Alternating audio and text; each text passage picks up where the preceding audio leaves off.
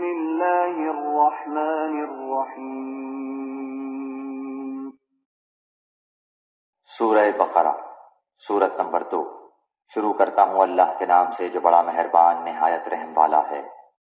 تم اللہ کے ساتھ کیسے کفر کرتے ہو؟ حالانکہ تم مردہ تھے، اس نے تمہیں زندہ کیا، پھر تمہیں مار ڈالے گا، پھر زندہ کرے گا، پھر اسی کی طرف لوٹائے جاؤ گے۔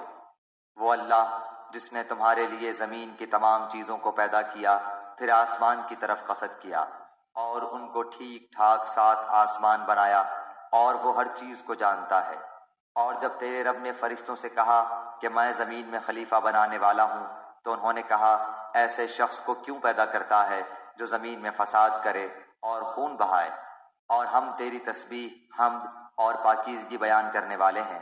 اللہ تعالیٰ نے فرمایا جو میں جانتا ہوں تم نہیں جانتے۔ اور اللہ تعالیٰ نے آدم کو تمام نام سکھا کر ان چیزوں کو فرشتوں کے سامنے پیش کیا اور فرمایا اگر تم سچے ہو تو ان چیزوں کے نام بتاؤ۔ ان سب نے کہا اے اللہ تیری ذات پاک ہے، ہمیں تو صرف اتنا ہی علم ہے جتنا تو نے ہمیں سکھا رکھا ہے، پورے علم و حکمت والا تو تو ہی ہے۔ اللہ تعالیٰ نے حضرت آدم علیہ السلام سے فرمایا تم ان کے نام بتا دو۔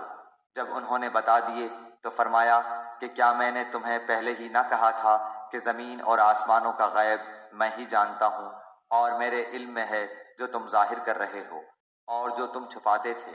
اور جب ہم نے فرشتوں سے کہا کہ آدم کو سجدہ کرو تو ابلیس کے سوا سب نے سجدہ کیا، اس نے انکار کیا اور تکبر کیا اور وہ کافروں میں ہو گیا۔